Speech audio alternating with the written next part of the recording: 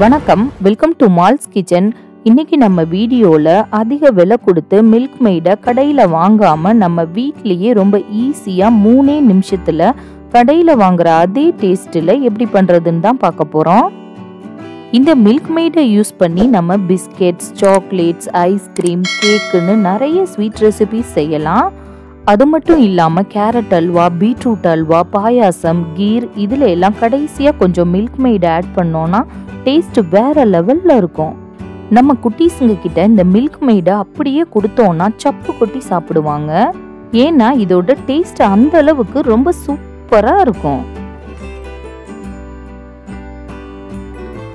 Instant milk made செய்யறதுக்கு தேவையான பொருட்கள்: 1 கப் பால் பவுடர், 1/2 கப் பவுடர் சுகர், எந்த கப்பில் பால் பவுடர் எடுத்தோமோ அதே கப்பில் 1 கப் வெதுவெதுப்பான தண்ணி, 1 ஸ்பூன் கார்ன்ஃப்ளவர், 1 ஸ்பூன் நெய்.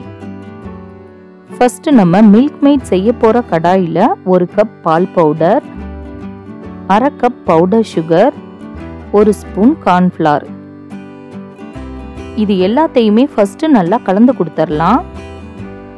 அடுத்து இது கூட 1 ஸ்பூன் நெய், 1 கப் வெதுவெதுப்பான தண்ணியை சேர்த்து கட்டி எதுவும் இல்லாம நல்லா கரைச்சி எடுத்துக்கணும். நார்மலா மில்க் மெய்ட்ல பாத்தீங்கன்னா குக்கிங் சோடா கொஞ்சம் ஆட் பண்ணுவாங்க. நம்ம கொஞ்சம் ஹெல்த்தியா இருக்கணுங்கிறதுக்காக இன்னைக்கு குக்கிங் சோடா எதுவுமே ஆட் பண்ணல.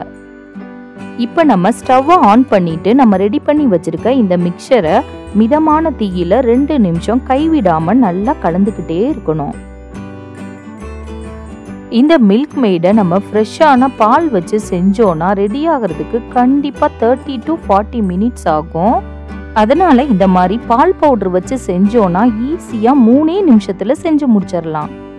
இப்போ பாருங்க, நம்ம 1 நிமிஷமா மிக்ஸ் பண்ணிக்கிட்டே இருக்கோம். மில்க் மெய்டு நல்லா திக்காக ஆரம்பிச்சிருச்சு.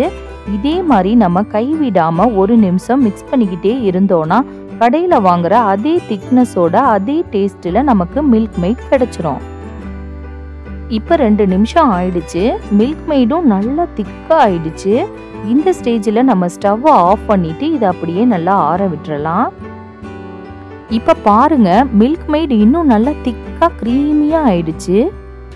பார்க்கும்போதே வாயில எச்சில் ஊறக்கூடிய ரொம்ப க்ரீமியான மில்க் மெய்ட் தயாராயிடுச்சு.